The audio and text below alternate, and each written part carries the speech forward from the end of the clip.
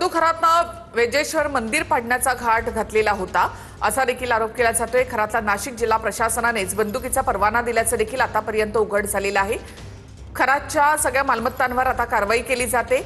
शिवनिका संस्थांचं अकाउंट जे आहे ते देखील सील करण्यात आलंय। ओकस कार्यालय देखील एसआयटी कडनं सील करण्यात आलेलं आहे।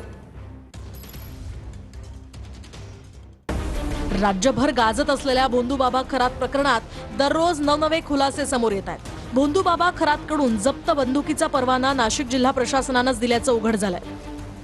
तर खरातला नाशिक जिल्हा प्रशासनानंच बंदुकीचा परवाना दिल्याचं उघड झालं। चौकशीमध्ये खरातच्या फार्म हाऊसवरून 21 काडतुसं जप्त करण्यात आली आहेत। जप्त केलेली 21 पैकी 5 काडतुसं वापरल्याचंही समोर आलंय। 15 ऑक्टोबर 2012 रोजी शस्त्र परवाना मंजूर झाला होता, तर 1 जानेवारी 2024 रोजी परवान्याचं नूतनीकरण झाल्याची नोंद आहे। काडतुसांचा वापर नेमका कुठे झाला याचाही तपास यंत्रणांकडून सुरू आहे। आता बंदुकीचा परवाना रद्द करण्याची प्रक्रिया सुरू आहे। भोंदूबाबा अशोक खरात प्रकरणात पोलीस तपासाला नवं वळण पाहायला मिळतंय। आयुर्वेदिक औषधं आणि जडीबुटी दुकानाच्या मालकाची चौकशी होणार आहे। खरातनं या दुकानांमधून हरणाची कस्तुरी आणि जडीबुटी खरेदी केल्याचा संशय आहे।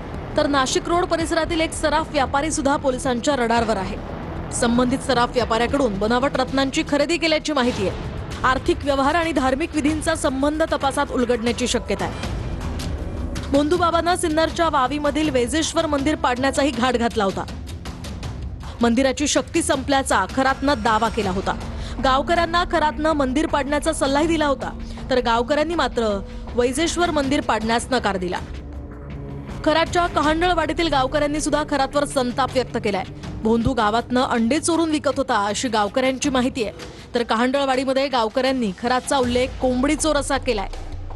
नक्कीच त्यांच्यामुळे आमच्या शाळेची बदनामी झालेली आहे, कारण का या शाळेनं कुठेतरी चांगल्या पद्धतीने निघायला हवं होतं, तर ते अशा पद्धतीने निघतंय। शाळेत जरी होते ते तरी ते इथल्या या पूर्व भागात त्यांना सिन्नरच्या पूर्व भागात त्यांना कोंबडी चोर म्हणूनच ओळख आहे त्यांची। आज पूर्ण खराब नाव झालेलं आहे। एकदा काय झालं, तो आमचा विठ्ठल गवळराम गेला त्याच्या सासूरवाडीला, एक विधवा बाबाची फुई त्याची फुई सासू, तिला विचारलं म्हणे मी अशोकचा मामाचा मुलगा फुईचा मुलगा आहे म्हणे।